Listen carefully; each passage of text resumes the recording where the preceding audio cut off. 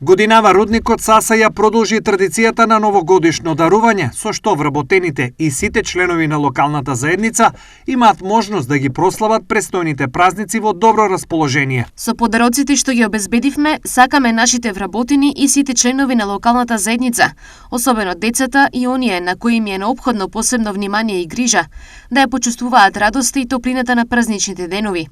Сакаме да им се заблагодариме и да им ги честитаме предстојните празници на сите во заедницата, вклучувајќи ги и нашите вработени, кои во својата работа во текот на целата година придонесуваат за успехот и одржливиот развој на Саса,